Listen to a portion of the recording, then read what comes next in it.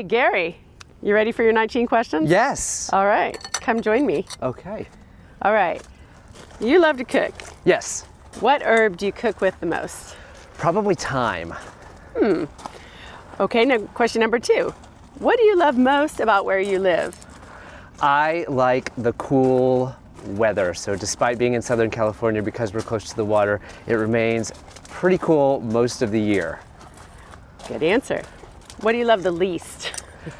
Oh, we're Sorry, little bubble. far away from an urban environment where I spent most of my adult life. So it's a little bit shocking to live out in the suburbs for me. All right. Number 4, since we're up high, have you ever been afraid of heights? Yes, I am. I don't like ledges. We're literally on the ledge. I'll show everybody here in just a second. All right, number 5. Do you dream of living somewhere else one day? And if so, where? Ooh, great question. Yes, I think so. If circumstances allowed, I think we would like to try to live in Europe for a bit at some point. Any particular place in Europe? We fell in love with Ireland last year, went on vacation there, and I think that would be a really easy place language-wise for me, and I actually love the weather because it's cool all the time. I understand. Okay, let's show everyone the ledge. We're up pretty high here. All right. Number 6. Yeah. What's the short story of that snake tattoo on your right calf? I had wanted to get a tattoo for a while. This is probably 30 years old at this point. And I wanted to make sure, I always liked snakes when I was growing up. It was a joke my grandmother and I had together about she hating snakes and me loving snakes. And so I wanted a snake, but I wanted to get somewhere where it wouldn't sag when I was older. Well, since you're a cyclist, I think you chose a good spot. All right, number 7. What's on your needles right now? Right now I'm working on a gift. It's a simple ribbed beanie. Friends of mine are having their 7th wedding anniversary, which is the wool anniversary. And one of them asked me to make the other one a hat. Hey, great tip. Anybody with a 7th anniversary coming up, everyone make note. All right, number 8. Favorite thing you've ever made? Oh, probably my first Stephen West mystery knit-along, which was shawlography. We all remember our first Stephen West. Number 9. How many whips do you usually have going at one time? I would say that 4 to 5 is probably my sweet spot. Good answer. Number 10. What's your most audacious knitting goal? I have a Carol Feller cabled blanket that I think has 12 cable charts involved that I'm making for a friend's housewarming present. That does sound audacious. What are you going to do here? We are making kimchi from scratch. We'll keep 19 questions going while you're making kimchi. Number 11. What's the thing in your notions bag you can't live without? A good pair of snips. I have millions of them. I can never find one, so that I feel like is the thing that I can't live without. That or one of the teeny tiny little crochet hooks to pick up drop stitches. Both good choices. Number 12. Dogs or cats, and why? I've had both. We currently have one dog, but we've recently talked about maybe adding a cat at some point. Ooh, so yeah, both. Number 13. Describe your childhood in one sentence. Nomadic. We moved around a lot when I was a kid. Good job. That was a tough one. Number 14. What would your sister say is your best quality? That I'm generous. That's a good one. Number 15. If you could take a whole year off, what would you do? Probably travel. We love to travel, and we try to do it as much as we can, but we don't always have the time to do that.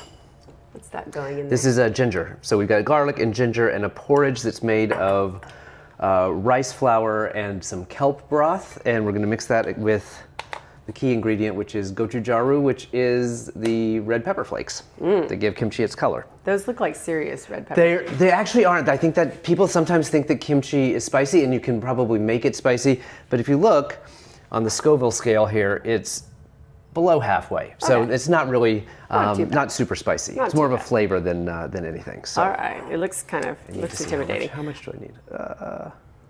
Okay, number 16. Yes. Who's your biggest hero? Oh, my biggest hero. This is a tough one.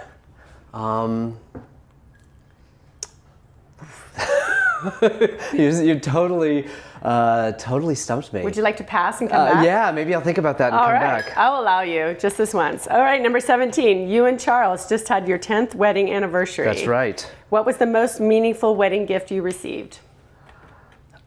The attendance of all of our friends and family to our wedding. Our wedding day was like one of the most amazing days we've ever had, and the fact that people came from all over the world, literally people came from Korea, people came from all over the US, and just made that day incredibly special for us. Okay, I'm going to call an audible. Let's walk down the hall and show everybody. Can I can we show them your poster? Sure. All right. Okay, walk with me. Okay. All right. I'll walk quickly. Okay. All right. On number 18, on a scale of 1 to 10, how creatively fulfilled are you? Oh, 1 to 10? Mm-hmm. I would probably say 6. I feel like there's more creativity that I'd like to explore. I've never really thought of myself as super creative, but I think with the designing and this process has really sort of sparked that a little bit for me. I love that. You're just getting started. Okay, let's show him this gift. so this is for this amazing, it's not a gift, it's what was created. From the photo booth at the wedding, yep. You had a photo booth and you had this made into this Yep. amazing art. I love it. It's so happy. So awesome. So Okay. I love that we get to pass that every single day. We walk back and forth in the house. It always makes me smile to see the people that were there and are still part of our lives. So I love that people are going to get to see inside your home because it's just such a joyful place. It's just, you can feel such great positive energy in here. All right, number 19. If you could tell a younger version of yourself one sentence, what would it be? be open and take every opportunity you have to try new things. All right, great one. And all right, we're going back to the one that we passed. Oh shoot. All right, I'll give you plenty of time to think on it. I would say my Who's your biggest hero? Yeah, two similar ones. Two teachers that I had in high school, Mr. Hanstein and Dr. Davis.